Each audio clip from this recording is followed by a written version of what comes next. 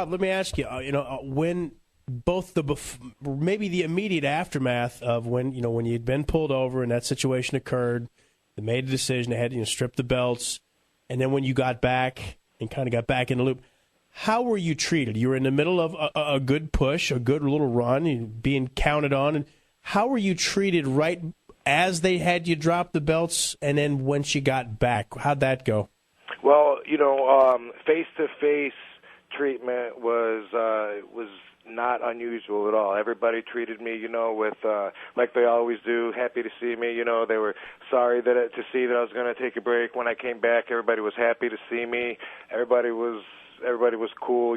They would ask me like, "Wow, are they going to make you? Are they going to be hard on you for a while?" No, nobody was ever hard on me there. Like the whole time I was there, I never had any problem with anybody treating me with anything less than respect, and that goes certainly for Vince. I got nothing but respect for him. That's the way he's always treated me, and that goes for everybody that I've had to deal with. I didn't necessarily like everybody that I had to deal with. Lack of respect was never there. I don't think that people would expect me to take that lightly. However, when it came to the shows, I was put pretty much like on the bottom of the card for the longest time. And we're working in with 1,000 people a night because the shows just were not being promoted. There was so much not put into the new ECW, and everyone was there that was the original ECW fan, happy to see it back, with the RVD signs and everything. It was still Extreme Rules for a minute before they took that away. I was enjoying the matches, having fun, with Hardcore Holly, with Kevin Vampire Dude, with Big Show.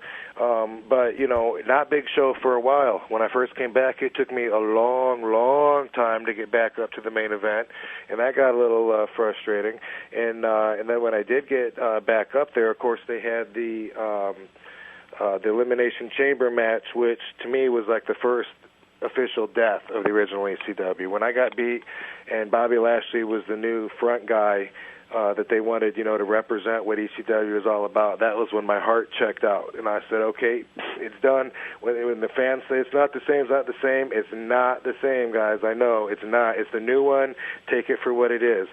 Finally, got my way back up to Big Show. We had a ladder match with a contract hanging from the ceiling. The winner of that match to get to get a shot at the world title. I got that match and then never even addressed it. My rematch, or my match with him for the title was the Elimination Chamber match with like 5 or 6 of us. So it was everything they could do to keep me away, which was the storyline, but in fact seemed to be the facts behind the pencil as well. When it comes to the WWE wellness policy, it looks like now they're going to be testing for marijuana. It's something they didn't do before. And for anybody that is found to have that in their system, they're going to be fined. They're not going to be suspended. What's your thoughts on that? And would that play a factor into your decision if you ever wanted to return to WWE?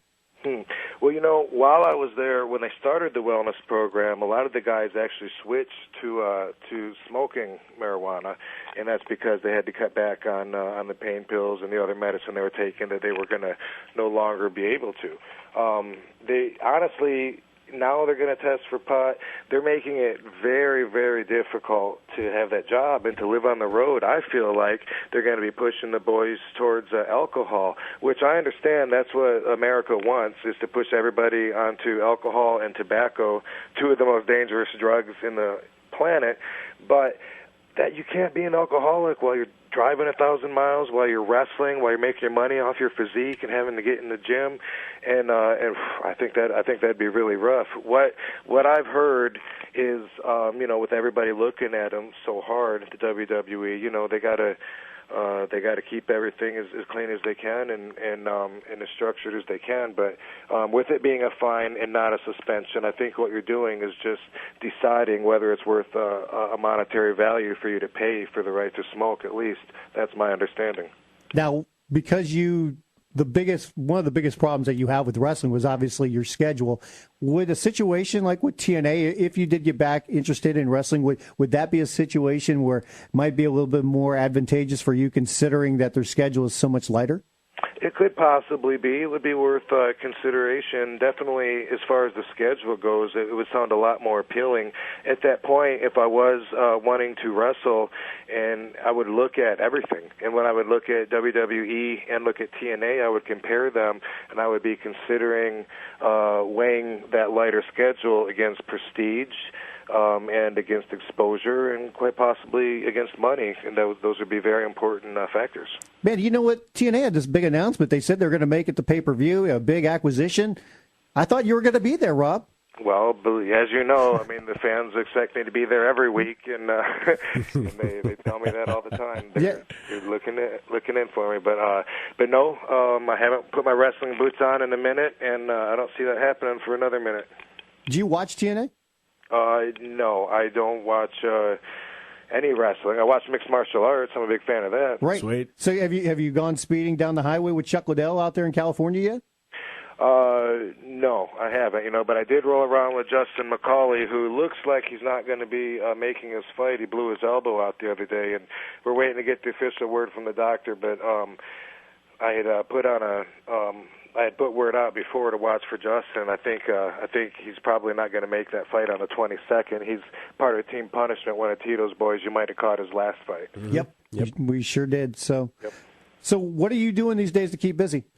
Well, I was rolling around with Justin a bit, trying to get him ready. And I actually have a lot of projects on the table right now that I'm pretty excited about. Some more excited than other ones.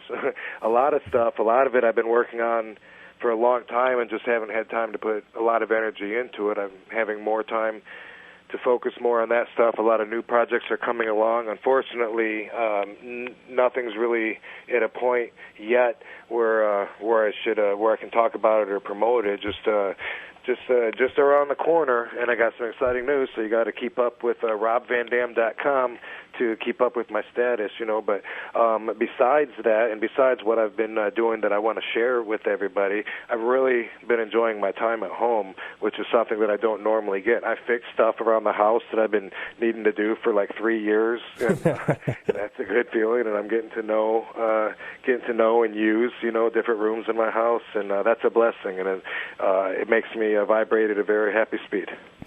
Well, Rob, I know that you're keeping busy. You got some projects you're going to announce. I'm sure we're going to have you on probably in maybe 3 or 4 weeks again to talk about some projects, hopefully. Thank you in advance for that, because I do want to get the word out, and it's stuff that I think everyone's going to be excited about. Just still biting my tongue on it. Unfortunately, I was hoping when we scheduled this interview that we could talk about a lot of it tonight. But, have me back on in a few weeks. We definitely will, because I know there's still a lot that we want to get to with you about.